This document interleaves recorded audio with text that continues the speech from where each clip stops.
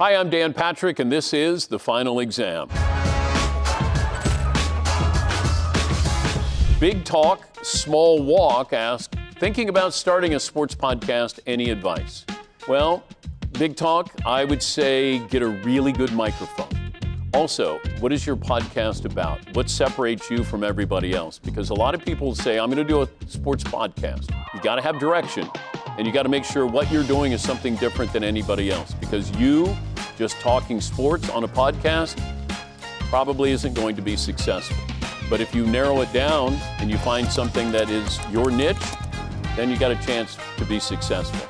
Spade Queen 2000 says, do sports anchors ever get over the sound of hating their own voice, or do they just never watch anything they've done? Spade Queen 2000, I love my voice.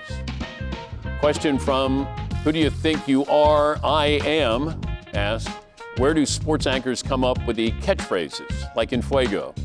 Out of boredom, really, because when you do highlights every single night, when I was at ESPN for 18 years, you have certain highlights where you go, these aren't very interesting games.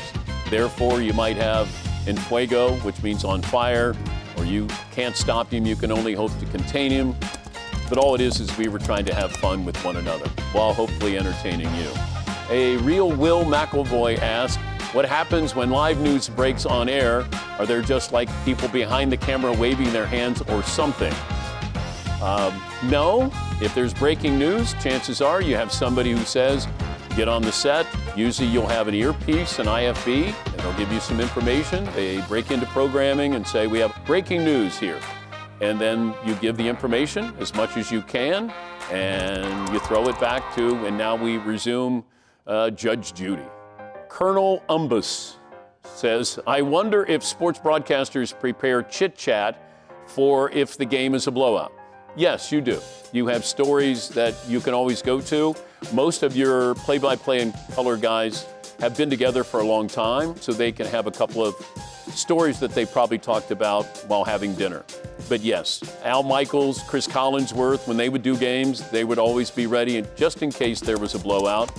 Jim Nantz, Tony Romo, all the great ones do that. Jim's Chin, 1979, says, there's no way sports broadcasters aren't biased. You can't tell me Kirk Herbstreit isn't rooting for Ohio State every game. Come on, for real. Well, I can't speak for Kirk Herbstreit. I can only tell you about me. And I grew up in Cincinnati. I was a Reds fan and a Bengals fan, but when I got to ESPN, I stopped rooting. All I cared was the story. It didn't matter if the Bengals lost the Super Bowl to the Rams. It was still a great story. The Reds probably aren't playing in a World Series anytime soon, but when they did, I didn't root for them, I rooted for the story. Sir Thinks a Lot asked, how do sports commentators avoid talking over each other? Like when LeBron James dunks, how do they decide who gets to yell, holy bleep? Well, you have the play-by-play guy who will then describe what LeBron is doing, and then you'll get the color analyst who gets to come in and say, holy bleep. That's the partnership that you have. When we do highlights on SportsCenter, one guy does that highlight, the other guy has his own highlight. You don't jump in and interject over somebody else unless you've scripted that. But it's a good question to ask, and I look forward to the next time when I can go, holy bleep, on national TV.